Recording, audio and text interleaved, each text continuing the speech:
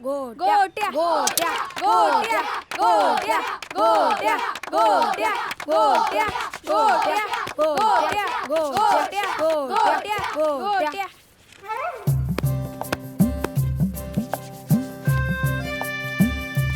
दोन्हीचा गेम आणि गोट्याचा नेम कधीच चुकत नाही. हिप्पाय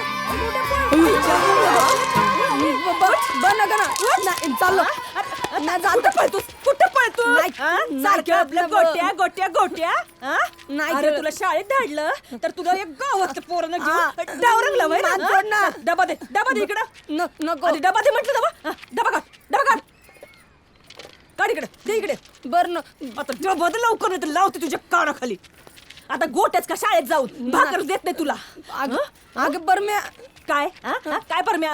अरे गावात नको बी मला नाव ठेवायला लागलेत याच्यासाठी नवस केला का म्हणून. कळलं का? चल घरला. मी जातो. चल घरला. जातो घरी चल पहिला. बघ तो डोक्यावर काय तिळते बाय. कुठे अरे मेल्या घरला आहे तुझा बेतच पाहते की नाही बघाच.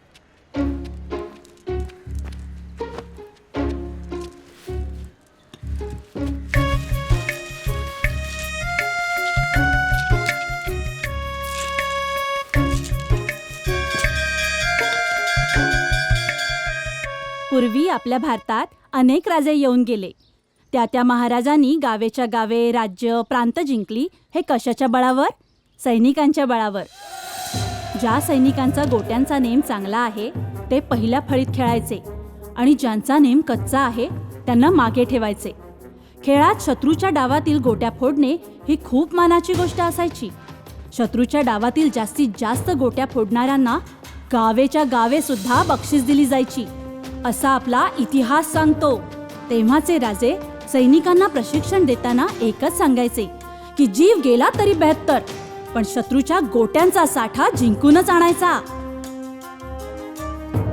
गोट्या ए गोट्या अरे ए गोट्या अरे उत्तरासाठी उभा राहिलायस ना? मग सांग ना तेव्हाचे राजे काय सांगायचे? तेव्हाचे राजे सांगायचे जीव गेला तरी 72 पण एका गोटीवर 72 गोट्या जिंकायच्याच. तुम्ही गप्पा बसा. गाढवा ही शाळा आहे.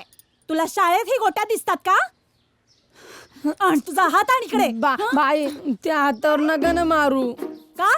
तो माझा जेवणाचा हात आहे ना. हा या हातावर मारा. तू ना बर जाऊन द्या. याच हातावर मारा. आज आईनं भाकर नाही दिली. तू ना आता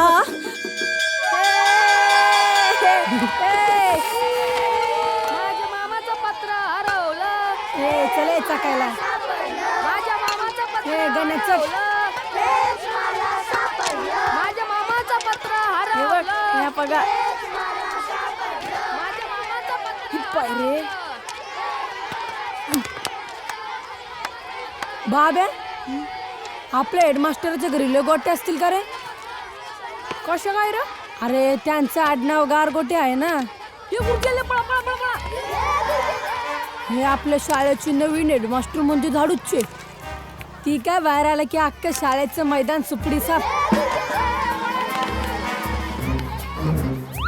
हे बघ गोट्या गुरुजी दोन्हीचा गेम आणि गोट्याचा नेम कधीच चुकत नाही.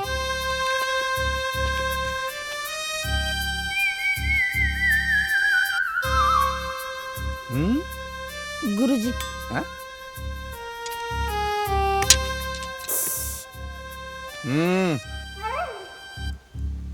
बरा सापडला आज.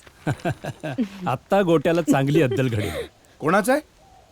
बाब्याचा डाव आहे. ए बाबे खेळे चल की. डाव कोणाचा विचारत नाहीये. तू कोणाचा? नाव काय तुझं? मी आगोटीराम हा. मुक्काम पोस्ट इरसलवाडी तालुका सिन्नर बस जिल्हा. बस कळलंय. म्या बाब्याला म्हटलं होतं काय? तिथं ना ग तिथं खेळू म्हणून. हा बाबे पण मुळात खेळायचंच का? हा अरे हे विद्येचं मंदिर आहे. आम्ही जेव्हा लहान लहान होतो ना, आमचे वडील नेहमी सांगायचे आयुष्यात जर मोठं व्हायचं असेल ना, तर या खेळण्यापेक्षा अभ्यासाकडे लक्ष द्या. हा, अरे असं पहाटे वगैरे उठत जा, पहाटे उठावं, व्यायाम वगैरे करावा, त्यानी बुद्धी तल्लख होते. काय होतं? बुंदीची तलप येते. तुम्हाला आवडते बुंदी? बुंदी? ए, बुंदी नाही रे, बुद्धी बुद्धी. उद्या सरळ माझ्या ऑफिस मध्ये येऊन खेळशील गोट्या. नका, तुम्ही रागवाल. रागवेनच. याद राख हं? हम्म. पुन्हा जर मला असा इथे गोट्या खेळताना दिसलास ना, याद राख. कळतंय का? वय. वेताळ, काय सर? बाहेर ये. आलो आलो. हे आवरून घ्या सगळं. वय सर. हा, चला.